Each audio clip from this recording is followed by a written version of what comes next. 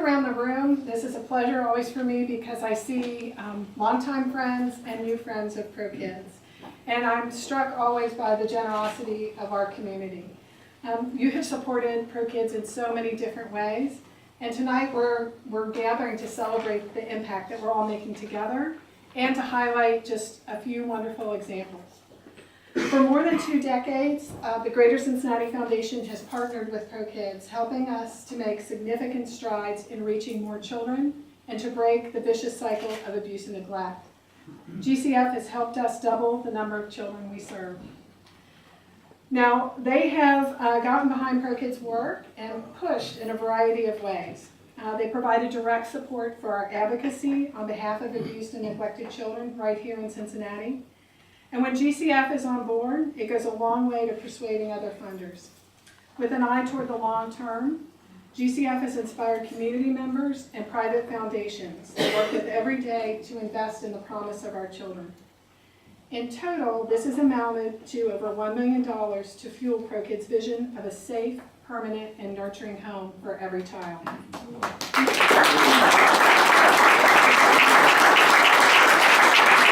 As a result of this, thousands of children have been served by ProKids staff and volunteers. But as impactful as this is, that's not where the story ends. GCF staff are among ProKids' most trusted and valued advisors. They have broad knowledge of the community, its needs, its resources, as well as an urgent desire to help.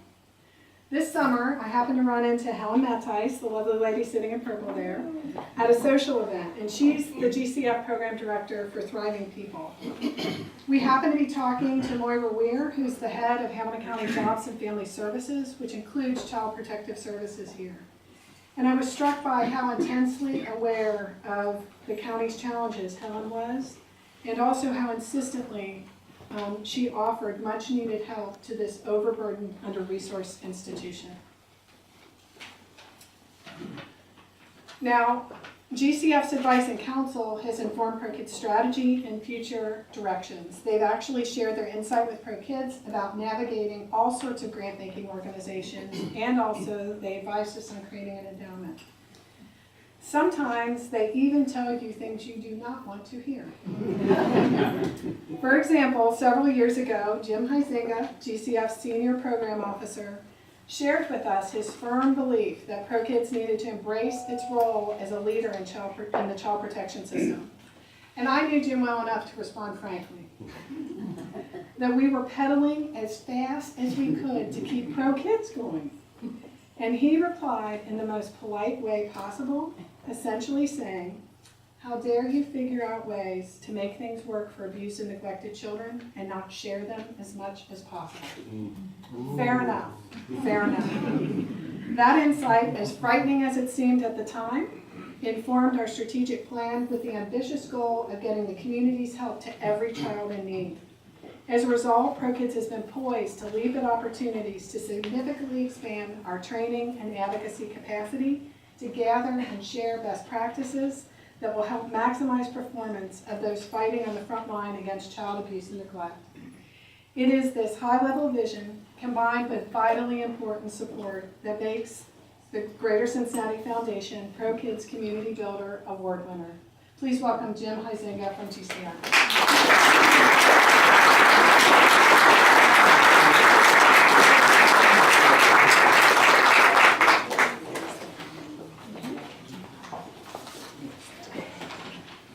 Thank you, Tracy.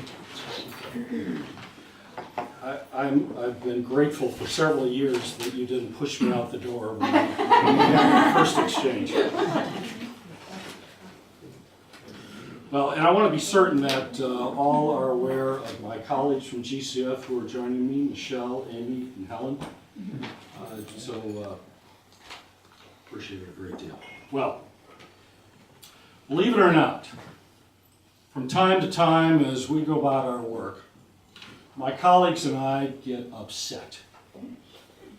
We get upset about young, low-income moms overwhelmed by the daily demands of raising children and managing a household. We get upset about families dealing with the constant challenges and stressors of supporting a child with autism. We get upset when we learn of the devastations experienced by families as a result of addiction.